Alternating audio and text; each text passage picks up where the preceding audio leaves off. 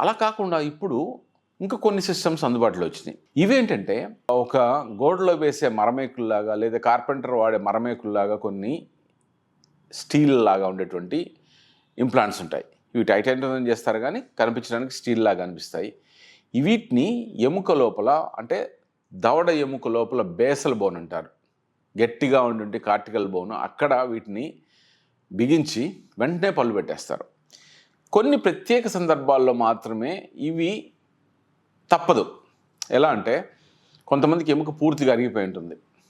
వాళ్ళకి మామూలుగా చేసేటువంటి ఇంప్లాంట్స్ కుదరదు. అటువంటి వారికి ఈ బేసల్ ఇంప్లాంట్స్ అనేవి చేస్తారు. కానీ ఈ బేసల్ ఇంప్లాంట్స్ ప్రతి ఒక్కరికి చేయటం మొదలుపెట్టారు కొంతమంది ఇప్పుడు. ఎముక సరిగా ఉన్నా వాళ్ళకి కన్వెన్షనల్ ఇంప్లాంట్స్ చేయగలిగే అవకాశం ఉన్నా కూడా బేసల్ ఇంప్లాంట్స్ చేసేస్తున్నారు. దీనివల్ల ఫ్యూచర్లో చాలా ప్రాబ్లమ్స్ వచ్చే అవకాశం ఉంది. ఎందుకంటే ఈ ఇంప్లాంట్స్ని చాలా ప్రపంచ దేశాలు ఆమోదించబడలేదు. సో వీటి లాంగేవిటీ అంటే ఎక్కువ కాలం మన్నుతాయా, నోట్లో శుభ్రంగా ఉండగలుగుతాయా, సరిగా క్లీన్ చేసుకోగలుగుతామా, సరిగా నమిలే భాగం సరిగా ఉంటుందా, ఇవన్నీ కూడా స్టాండర్డైజేషన్ చేయలేదు. ఇవి సరిగా వచ్చే అవకాశాలు లేవు.